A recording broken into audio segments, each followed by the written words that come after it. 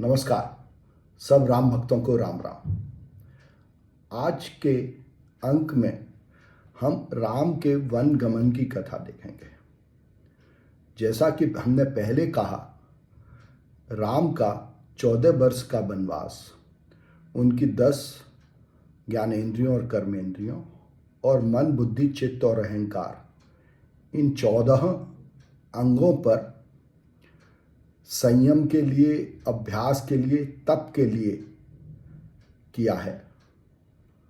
आज देखते हैं कि राम सर्वप्रथम श्रवण का, जो कि कान से होता है, और सर्वप्रथम महाभूत आकाश, चिताकाश और बाहर के आकाश में जो श्रवण किया जाता है, उस पर संयम और अभ्यास देखते हैं राम का।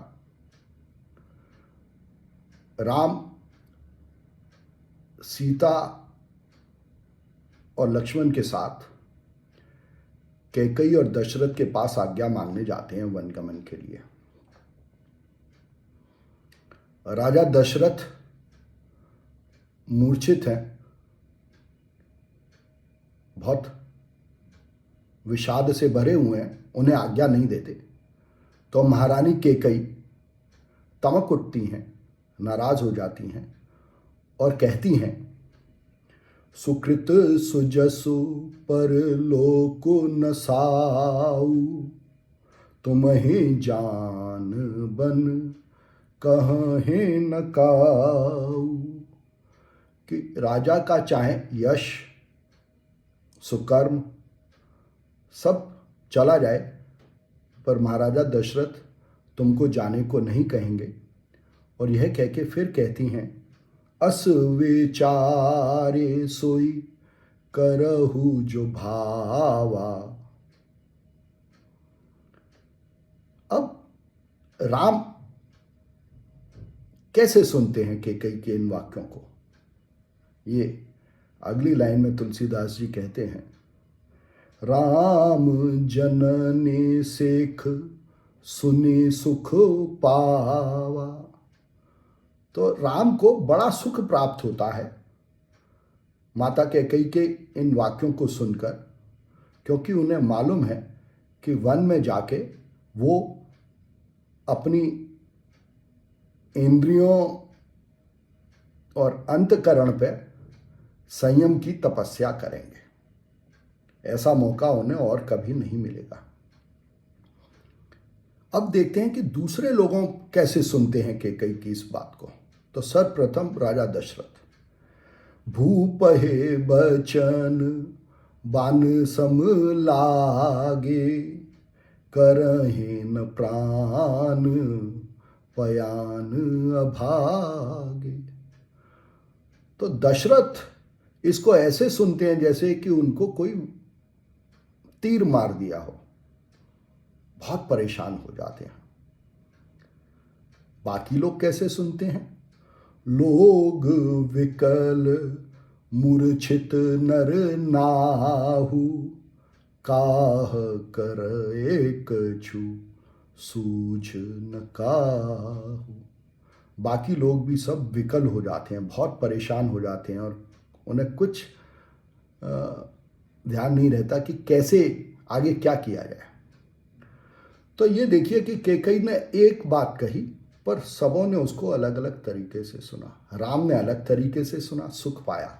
ये राम का श्रवण का अभ्यास है, ये राम का श्रवण का संयम है। राजा दशरथ ने और बाकी लोगों ने कैकेयी की उन बातों से बहुत दुख पाया। ये उनका श्रवण है।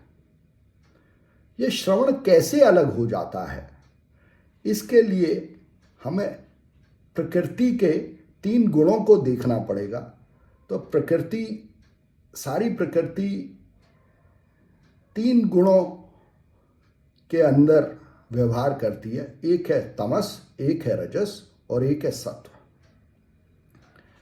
जब राम सीता लक्ष्मण के साथ अयोध्या से निकलते हैं तो बाकी लोग भी उनके साथ निकलते हैं और बहुत विषादवश होते हैं बाकी लोग।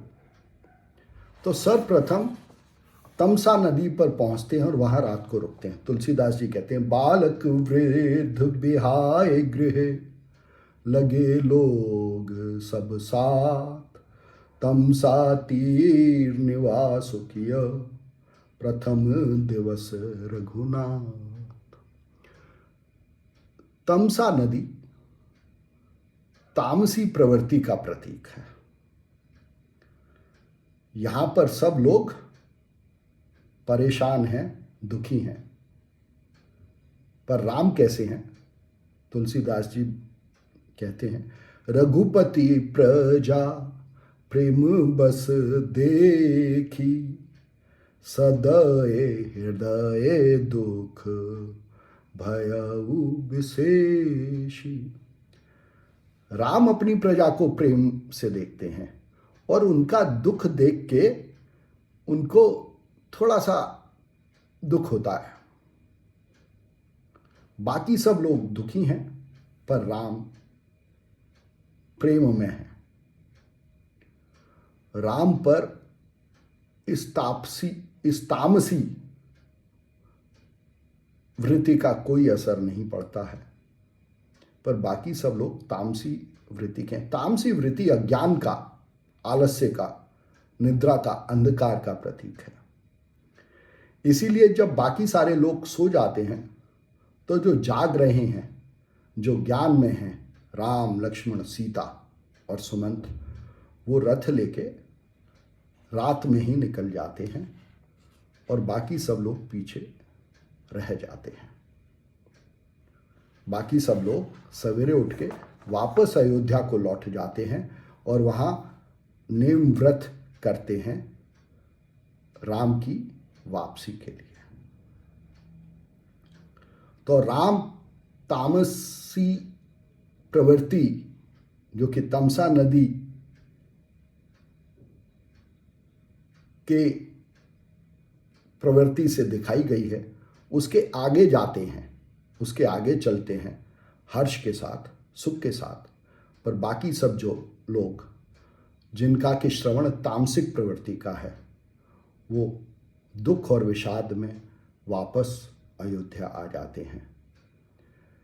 ये बहुत ज़रूरी है जानना कि हम किस प्रवृत्ति में हैं, क्योंकि उसी के अनुसार हमारा श्रवण होगा और जैसा हमारा श्रवण होगा वैसा ही हम जानेंगे। जैसा हम जानेंगे वैसा ही देखेंगे, जैसा हम देखेंगे वैसा ही सेवन करेंगे और जैसा हम सेवन करेंगे वैसी ही रूह, गंध, आत्मा हमें प्राप्त हो। ये प्रकृति के पंच महाभूतों के क्रिएशन का नियम है। आप अपनी प्रवृत्ति और अपने श्रवण को देखें। बहुत बहुत धन्यवाद।